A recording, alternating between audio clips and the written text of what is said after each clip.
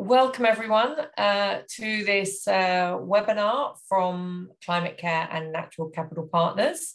Those of you who don't know, we merged earlier this year and have not yet announced an exciting new name. So the two companies have come together, and we were jointly at COP in earlier this month, and so we're delighted to have Jonathan here to give a debrief on what happened and what that means for business.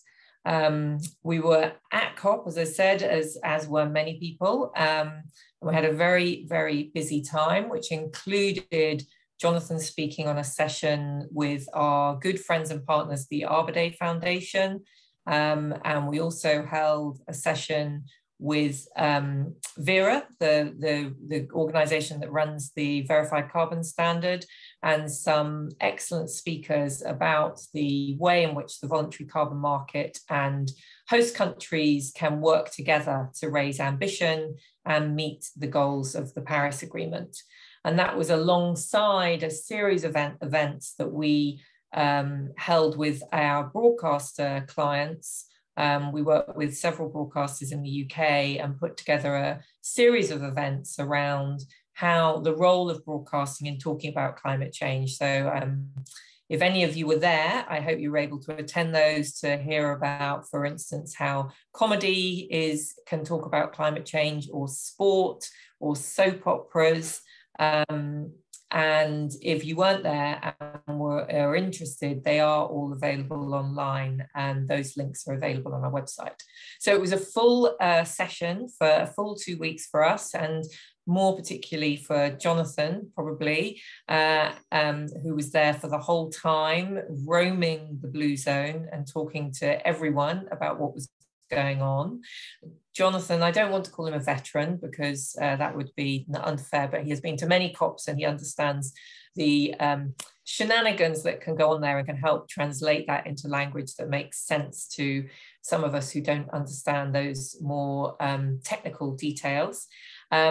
Before I hand over to Jonathan, I'd like to thank everyone for joining us today. We have, this is one of our most popular webinars. We've got a huge registration list, so it's delighted to have you all joining us from all over the world, and particularly those who are about to embark on their Thanksgiving break.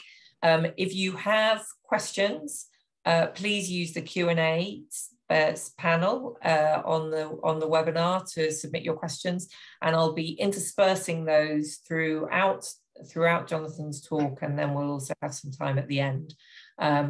So with that, what we're going to do is we're going to start with a poll. So we would like your views on where you stand in terms of some of the people who spoke about COP or at COP. So we have a few people who were famous for things that they said, and with whom of these people, which of these people do you most strongly identify? So first would be Greta Thunberg, well known for her blah, blah, blah comment. Second would be an Oxford University professor called Miles Allen, commenting on the fact that we actually have made quite good progress, because who would have thought that the idea of net zero would become so commonplace now, when 10 years ago it would have been considered radical. Thirdly, Alok Sharma, who set expectations that COP is not about one big solution, but it's about a building block. Fourthly is Microsoft founder, Bill Gates, who is talking about the innovation that is needed to get us to the goal that we need to achieve. And fifth is Mary Robinson, previous Irish Premier and climate justice campaigner, who was disappointed about the ambition that was demonstrated by leaders at COP. So which of those people do you most strongly identify with?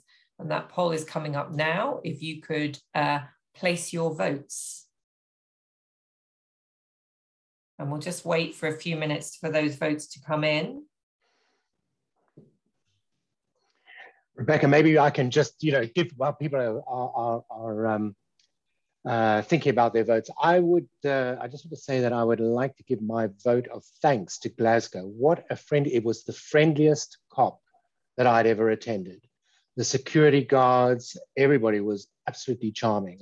I think Glasgow really did itself proud, but I'm damn sure, and I know this from a couple of Glaswegians that I've spoken to, they're very happy to see the back of everyone. And anyway. Jonathan, I think that's a very good comment, because who had I have not really discovered Glasgow before and absolutely fell in love with it as a city. And I know there have been a lot of comments about the amount of police there were, security at COP. But from my experience, they were extremely friendly. And I think you and I commented that it reminded me a little bit of the 2012 Olympics in London, that there was, in fact, it seemed like quite a nice atmosphere, and they were on a bit of a charm offensive, even though there were plenty of them there.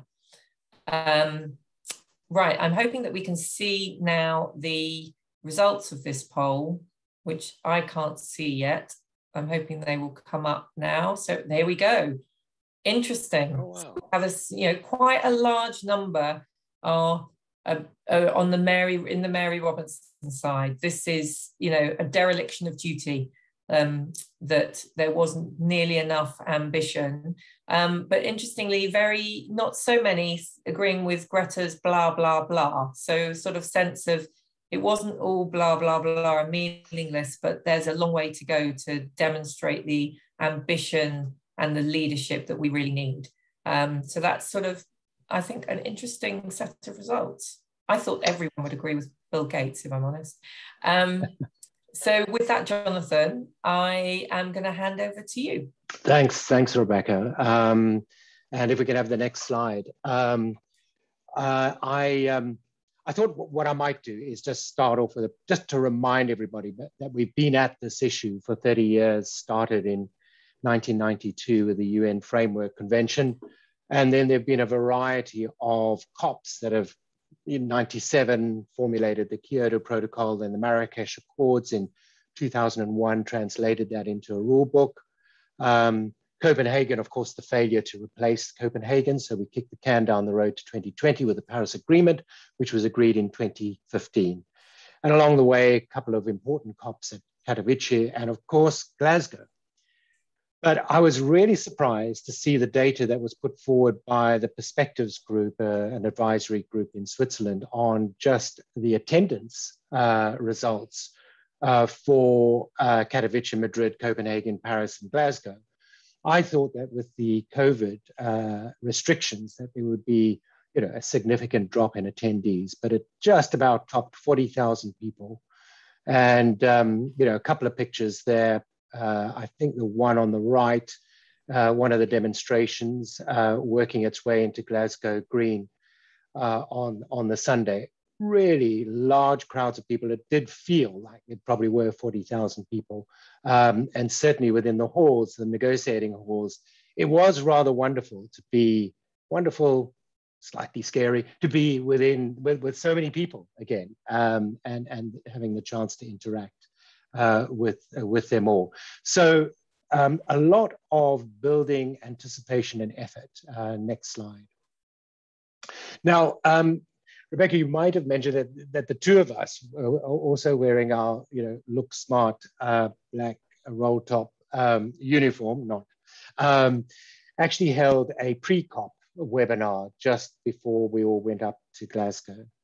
And one of the things that I used there to sort of set out the scene was this rubric of ambition, quality, and integrity. You need all three in equal measure to deliver impact, climate impact. We need the ambition, which we've got now with the Paris Agreement's 1.5. We need quality of NDCs, of carbon projects, mitigation projects, carbon credit standards. And then we need the integrity of all the players. We're all in a bit of a prisoner's dilemma. Unless we work together, we're not going to solve this. So it's the integrity with which we take action that all adds up to impact. So if we use this rubric as a way to sort of examine what actually happened in Glasgow, next build, please. When it comes to ambition, and I think this reflects Professor Allen's comments. 89% of NDCs, which by the way mean nationally determined contributions, the targets of every country, now have a net zero target. I have to say I agree with Miles Allen. That was unimaginable even 10 years ago. When you add up all those NDCs, and let's remember that these are pledges, these are commitments, they are plans that have yet to be translated into action.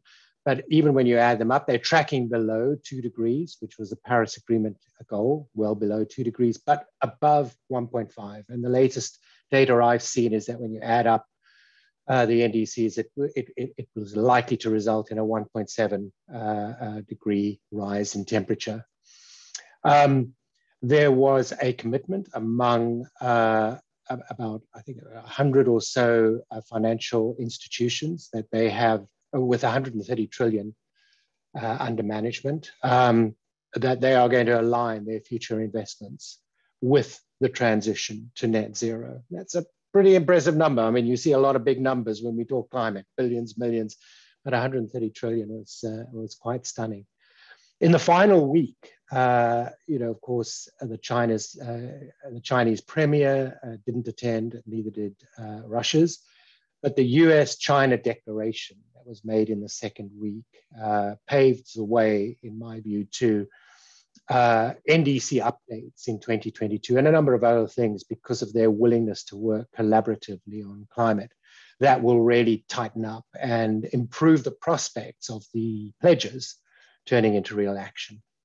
And then there were a raft of deals, declarations, pledges, more on that later, but literally every day there were probably tens or so of different sectors, different groups, different issues receiving support from what I will call clubs of organizations, entities willing to take action.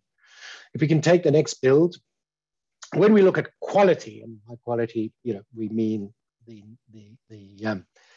the ability of all of these actions to deliver real impact. What we find is that Article 6 in the Paris Agreement was finalized after 6 years of pretty fraught negotiations. And this is the piece of the Paris Agreement that enables international carbon markets. Actually, it's broader than that. It is the engine of international collaboration for the Paris Agreement, which of course is designed around country pledges.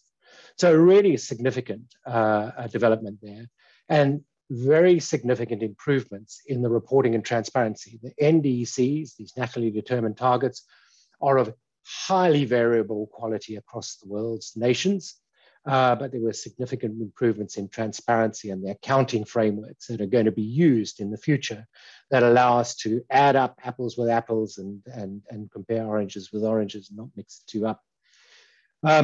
And then there was some talk, not yet fully supported with finance, for capacity building, agreed for developing economies. And then the final part of this structure, the integrity piece, the integrity of all nations' commitments to deliver 100 billion per year to LDCs by 2020 was not supported by delivery of that funding, and that speaks very much to Mary Robinson's statement, by the way, and I'm not surprised that it got a lot of support from this audience.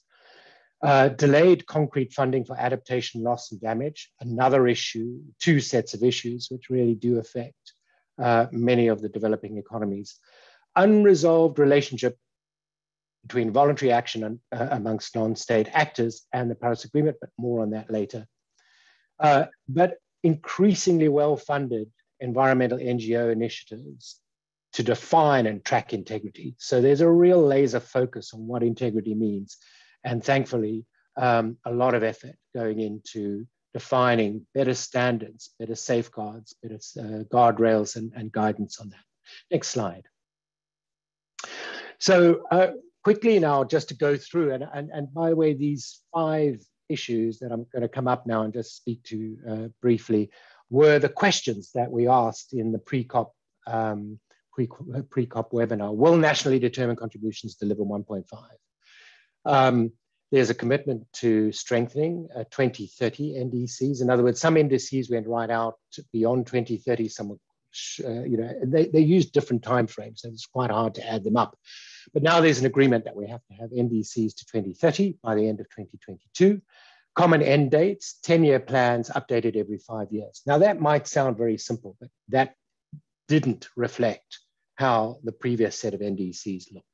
Improvements may not prevent the overshoot of a 1.5 target.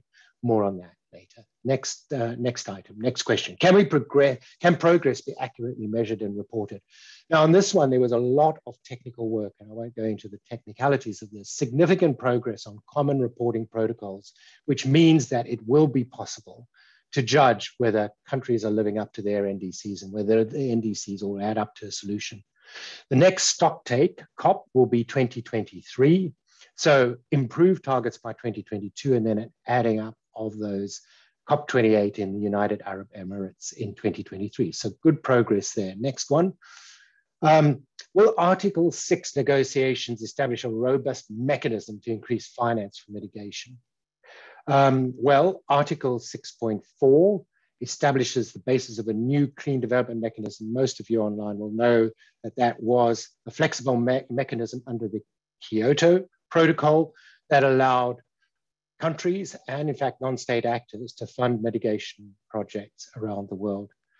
There was also agreed a 2% cancellation of carbon credits that are going to be issued, that may be issued under 6.4 to deliver overall mitigation of global emissions. Because one of the things about offsetting is that it gives you a net zero-sum game. But with this cancellation, and that figure may rise in the future, we do genuinely get a tamping down of emissions. Next point. Will developed nations come good on their climate finance commitments? But I've already said that we've failed to do so, and there are no provisions yet for loss and damage, and that's subject to future work. But transactions under the 6.4 article, the new version of the Clean Development Mechanism, will generate an off-take tax of 5% for the adaptation fund, and there'll be more work done on that. Number 5, the last one. Will transformative system change replace incrementalism? So a lot of what's gone on in the COPs in the past is, a tightening up of reduction targets here, a percentage point there, here and there. And as Bill Gates indicated with his quote, we really are relying very heavily on deep innovation to transform our economy. And did this COP deliver that? There were some interesting displays in the green zone of some interesting technologies and initiatives. But when it comes to the work of the COP, maybe, if the multitude of aligned pledges and commitments and declarations deliver. And again, I'll pick that up later. Next slide. Jonathan, can I quickly ask you a question? And you might be about to come onto this, so apologies if I'm jumping ahead. But when it comes to the cancellation of the credits under the CDM, do you think that's going to be replicated in the voluntary carbon market so that it has the same sort of overall mitigation, the same sort of overall claim about mitigation? That is an interesting concept that has been raised on a number of occasions. I would say that the guidance that WWF and BCG put out around corporate guidance on voluntary action implies that going well beyond neutrality or net zero is really going to be desirable, because it's absolutely one thing we can be sure of is that not everybody's going to meet their targets, certainly not at the same time and not by 2050. So I think that's an interesting concept. A number of our clients will feel, hey, we're acting way ahead of regulation and beyond requirements, so we'd be paying twice. But I have to say that climate leadership is being redefined, and that could well be the case. Could we go back to that next slide? Yeah. So the future of the voluntary action, and in fact, Rebecca, your question was very timely because I'm sort of going to dive into this a bit. So delivery of the Paris Agreement's goal is, as I mentioned, built on an aggregate of nationally determined contributions of each party or country to the Paris Agreement. So the delivery mechanism is countries. That's sort of built into the Paris architecture. Next point. Now, Article 6 of the Paris Agreement, which I've already mentioned, I'm just going to unpack that a moment because this is where voluntary action meets compliance. So there are a number of articles in there, and there are three that I'll call out. 6.2 sets out the rules for the transfer of emission reduction units, called ITMOs, internationally transferable mitigation outcomes, between parties, in other words, between countries, through corresponding adjustments to maintain the integrity of climate accounting. So, we know that if we work internationally and collaboratively, we'll get further, faster, and with less cost.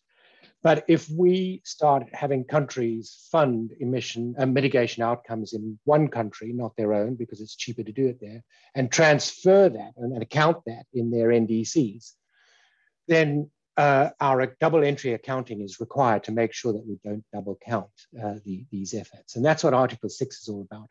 6.4, as I've mentioned, is the successor to the Clean Development Mechanism, which enables finance for mitigation activities through trade and retirement of carbon credits, quite specifically. And then Article 6.8 says we don't have to use markets everywhere. We use everything we can. And so non-market approaches for cooperation is encouraged as well.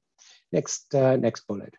So what happened at this COP is that host countries, up until this COP, I would say that voluntary action, voluntary carbon markets have operated somewhat separately to the compliance markets.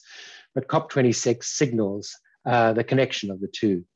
But the host countries, because they are remember, they are the structure, the entity that drives compliance, have the authority to decide whether emission reductions that are funded within their borders are used to deliver against national targets, in other words, their NDC, or whether they're prepared to sell them for international mitigation purposes. For example, the aviation sector's CORSIA offset scheme, carbon neutral growth, or other purposes, which was sort of left undefined. But really, people are assuming that what we are saying is voluntary action. So countries will now be increasingly asked to decide where they want private sector direct investment in their climate strategies and how they'll be used. Next bullet. So voluntary action is being redefined. And I would say that the fact that 89% of countries now have net zero targets means that that's going to have to be translated into policy and regulation. So what used to be climate leadership, carbon neutrality, net zero, has now become climate responsible, because responsible companies will, to de-risk themselves from future regulation, will act ahead of and beyond net zero. And that's what climate leadership will become, and climate responsible will be anticipating net zero. So countries will then decide whether and how to encourage private sector investment within their national mitigation activities, and whether that will be done through the compliance mechanisms of 6.2, or whether it might be done through 6.4, which is voluntary investments financed to mitigation outcomes. Now, standards are going to need to keep abreast of new policies and regulation in order to maintain the integrity of additionality. That's going to be tougher than it was in the past. Stakeholder initiatives, and specifically a civil society supported initiative called the Voluntary Carbon Market Integrity Initiative, the VCMI, will become increasingly important arbiters of high integrity claims, because using instruments, carbon credits, the use of instruments can be, or the application of instruments can be done in different ways. You can help a country meet its mitigation target, its NDC, or go beyond. And those will translate into different claims that corporates will make to signal what it is they're doing in terms of the ambition dimension of climate response. Next bullet. So the new modalities of this converging voluntary and compliance markets will be worked out over the coming 2 to 3 years. So there remains some uncertainty as to the claims and the modalities, but we know in which direction we're going. Next slide. So a couple of you might know me and my personal interest in fungi and the role they play in providing ecosystem stability. And so I use, with some pleasure, this analogy of cops as mushrooms. You know that mushrooms, of course, are just the fruiting body of mycelium, which is actually the plant, the fungus plant, which can stretch literally for tens of kilometers. In fact, the largest living organism, as I understand it, is a fungal mycelium in the United States. So what happens is, of course, the mycelium are very critical in terms of transferring energy signals between living organisms that use the soil to gain access to food and water. And they play an absolutely critical role that's been more, through recent scientific investigation, shows that there's a highly collaborative ecosystem enabled by fungal mycelia underground through the passing of energy, foodstuff signals about when different parts of the ecosystem are under threat. So mushrooms, fruit, and they revitalize the mycelium and then they die. And that's why I say COP26 mushroom is dead, but long live the mycelium. Next build, please. And the mycelium, in my view, are all of these declarations that were made and commitments and pledges at COP26 now represent a real burst and pulse of energy that unites sectors, countries, constituencies in action that have been self-declared by these clubs of actors within our broader climate change ecosystem. So I very much look forward to seeing how vibrant all of these pledges, these mycelium, strands of mycelium are, and my expectation though is that they will do a massive amount of lifting that will support the Paris Agreement outcomes. Next slide. Jonathan, and just another question.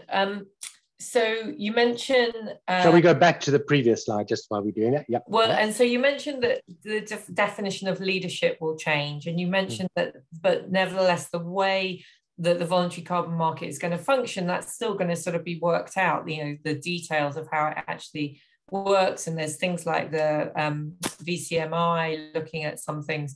But if a business came to you right now and said, okay, well, what do I have to do to demonstrate leadership rather than responsibility using the voluntary carbon market, what would you say? What would your advice be to, what leadership looks like now? Wow, okay. So I think that climate responsibility means having a credible plan to get to net zero, which of course is a science-based or science-informed abatement target. There's sort of a hierarchy that everybody knows. And then any unabated emissions, when you reach your science-based target, need to be compensated or neutralized with removals. So the first thing is obviously making sure you've got a plan for that. The question then becomes one of accounting. If you use carbon credits for those removals, or indeed, if you use carbon credits to be carbon neutral for every step of the way towards your net zero target date, which is what leadership would be. Leadership would be taking that continual action. Then the question you got to ask yourself is, am I double counting, or am I supporting a country to meet its target, or am I using additional ambition from that country to provide me with a high integrity, high quality carbon credit against which I can claim neutrality along the way? Now, the issue is that with COP just behind us, the modalities of creating a corresponding adjustment are still being worked out. So I think that what will happen is there'll be clubs of countries that will say, we're not going to wait for that to happen. We're going to encourage private sector direct investment, and we'll promise that when we get to the point where we need one, we'll deliver a corresponding adjustment. There'll be many LDCs, developing economies, that won't be able to provide that assurance just yet, but will need a lot of climate finance. And that's where the Mary Robinson comment comes in.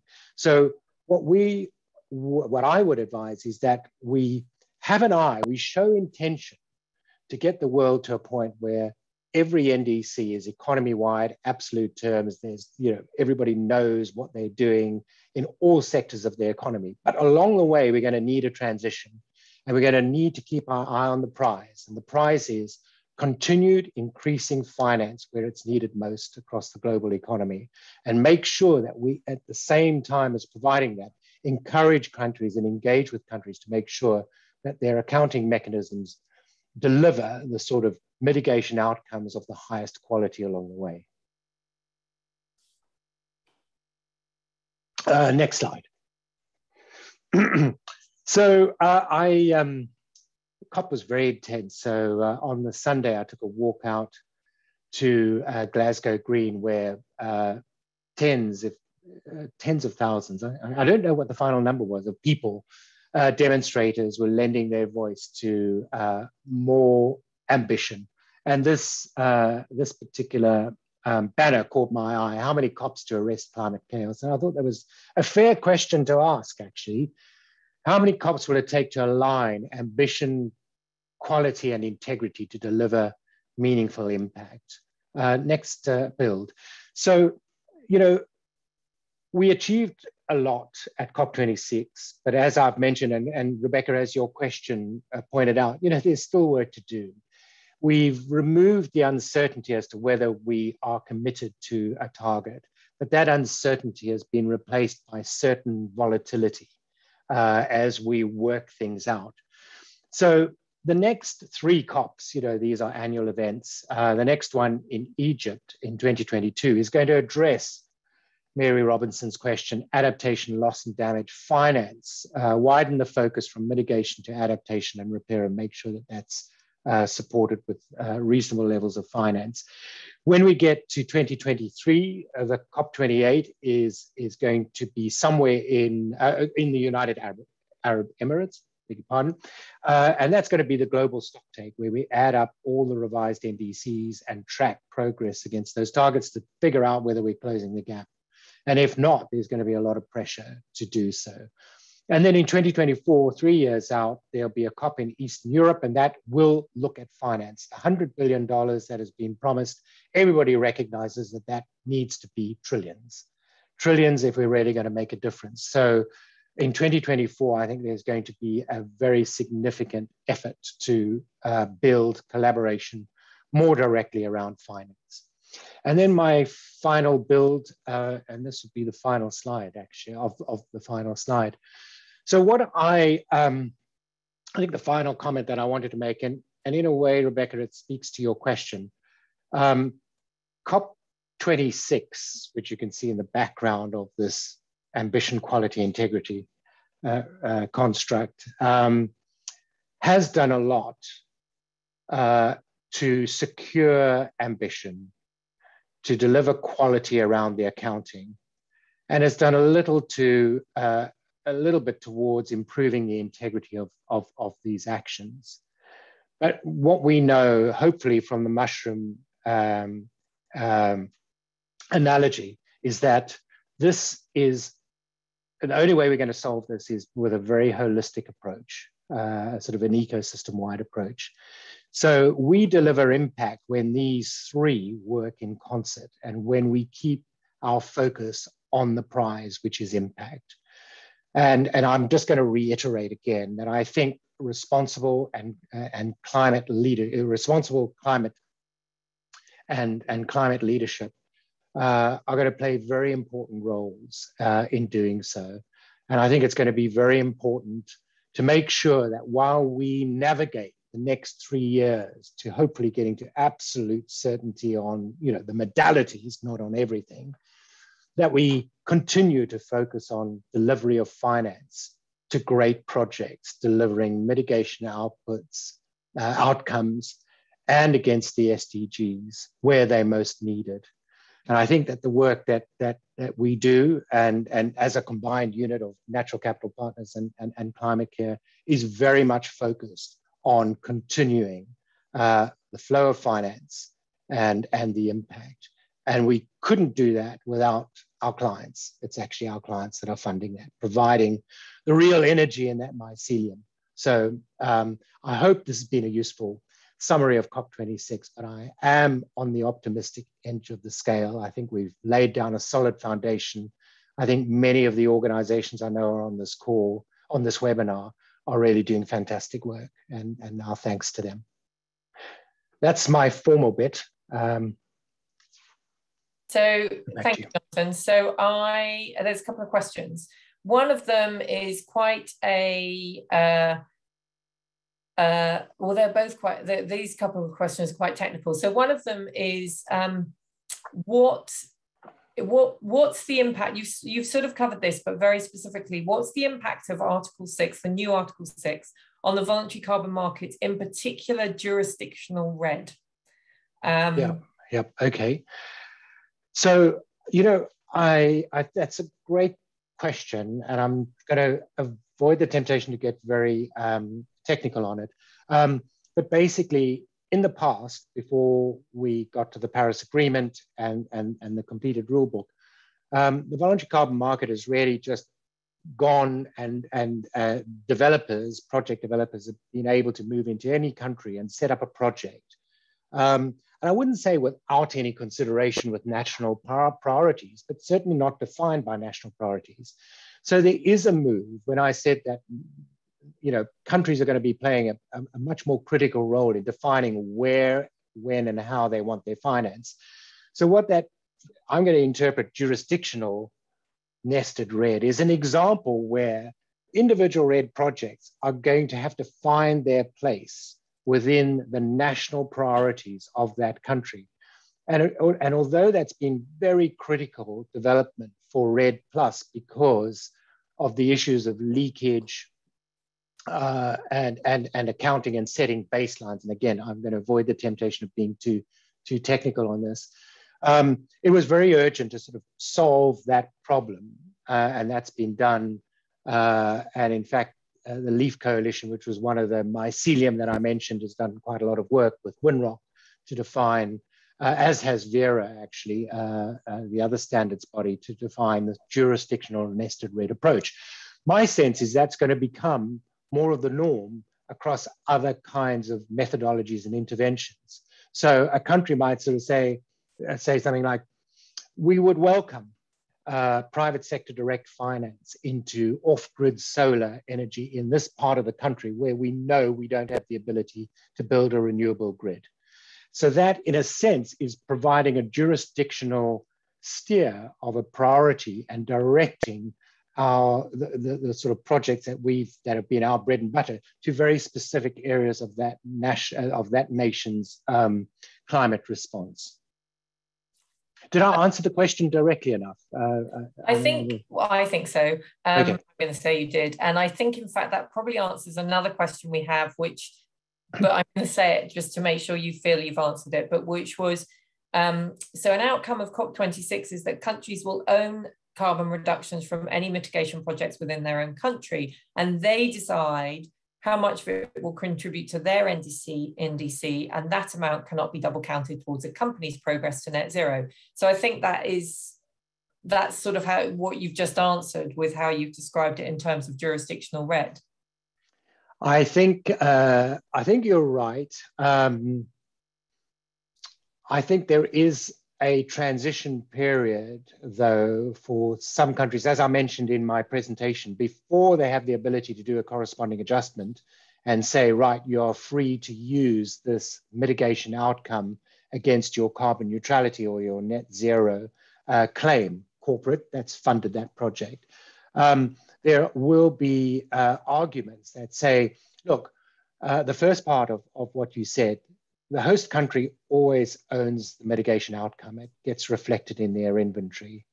The ability to account it in somebody else's account is controlled by the country.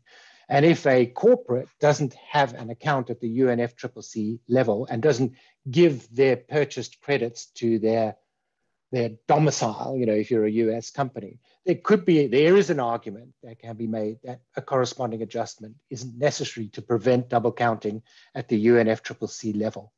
But I'll go back to the word that I used a little earlier, intentionality. And this is a view that I know is close to gold standard's heart, and that is we really need to get economy-wide NDCs that in absolute terms where every aspect of the economy is covered by some policy, some regulation, if we really are going to deliver on the Paris Agreement. When we get to that point, you can't prove additionality without making a corresponding adjustment. So it is inevitable as we improve the system that we need to get ready to apply corresponding adjustments if we're going to have a well-functioning voluntary carbon market exist alongside and as a valued complement to the compliance market. And I think that is a very good answer to another question that we're going to ask, which is, so while the corresponding adjustment mechanism is still being worked out, what do we expect for future projects that create carbon credits? Have the VCS gold standard come out with a statement about this? And I think that's exactly the point you made. The gold standard has and I think all the standards are agreed on that transition. That is where we're going to get some gold standard perhaps moving more rapidly than some of the other standards towards that, but all on that trajectory towards Indeed. That intent. Yeah, I think that's right. I think that gold standard has set a date by which they will require corresponding adjustments. So putting pressure, it's almost becoming a campaigning standard saying, we know this is what we want, we should really encourage it. Vera, which had a very useful webinar yesterday on their position, is saying corresponding adjustments are clearly going to be playing a very important role. When they are available for projects, we will flag them in our registry. That gives corporates the option of choosing a carbon credit that has a corresponding adjustment or a commitment to having one, and one without. And then the VCMI, the Voluntary Carbon Market Initiative, I think is going to provide very valuable and much needed guidance as to what you can claim with the use of what instrument. Thank you. Now, we've only got 2 minutes left, and all the questions, I think, have quite long answers. So I'm going to try one, which I hope you can answer quickly, which is sort of into also what you just said. So do you feel that the outcome of COP has given projects, which are obviously fundamental to what we do, the projects which are delivering those emissions reductions and avoided emissions and delivering that impact right now, has it given them some clarity of what to expect in the future, do you feel? I think of all the actors, project developers probably still facing the most uncertainty. 6.4, the successor to the CDM, hasn't been developed. The transition plans for corresponding adjustments remain, work in progress. It does make it difficult for project developers, which takes me back to my previous comment, which is, no matter how difficult it is, we must keep our eye on the prize, which is finance for impact. And if the rules aren't particularly clear, we need transparency. We're going to do our best under the circumstances. We're going to be open about what we are able to achieve, but we need to keep moving. Brilliant. I'm not going to fire any of these other questions at you because I think it would be extraordinary if you could answer them in the 30 seconds we have left. So with that, I am going to thank you very much, Jonathan. This webinar will be available, the recording of this webinar will be available to everyone who attended. Please feel free to share it with your colleagues and friends and partners. And we'd like to thank you all for taking the time to join us, and wish all of our colleagues, partners, clients, and attendees in the US a very happy Thanksgiving. And I'm going to second that. Thank you. Thanks, everyone. Bye-bye. Bye.